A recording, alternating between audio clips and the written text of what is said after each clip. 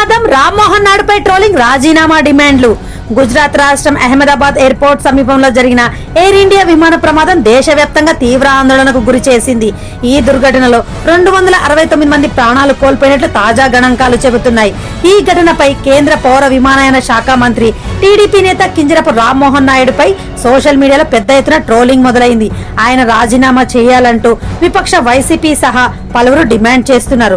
మాజీ మంత్రి అంబటి రాంబాబు కూడా ఈ మేరకు పబ్లిక్ గా వ్యాఖ్యానించారు. ప్రమాదం జరిగిన వెంటనే విజయవాడ నుంచి అహ్మదాబాద్ వెళ్లి ఘటనా స్థలాన్ని పరిశీలించిన రామ్మోహన్ అధికారులు అందించిన వివరాలను అడిగి తెలుసుకున్నారు. కేంద్రం తరపున అక్కడికి చేరిన తొలి మంత్రి కూడా ఆయనే.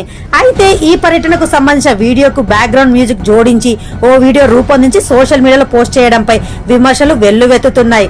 పరిశీలనకు వెళ్లారా లేక రీల్స్ కోసం వెళ్లారా అంటూ నెటిజన్లు ప్రశ్నిస్తున్నారు.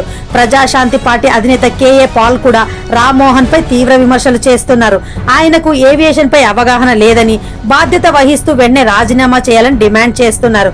అయితే విమాన ప్రమాదం అనేది యాంత్రికత గల లోపం, అనుకోని పరిణామంగా ఉండవచ్చని, నేరుగా కేంద్ర మంత్రిపై నిందలు మోపడం సమంజసం కాదని రాజకీయ విశ్లేషకులు అభిప్రాయపడుతున్నారు. నిరుపయోగ ట్రోలింగ్ కి బదులు సమస్యల పరిష్కారంపై దృష్టి పెట్టాలన్న వాదన వినిపిస్తోంది.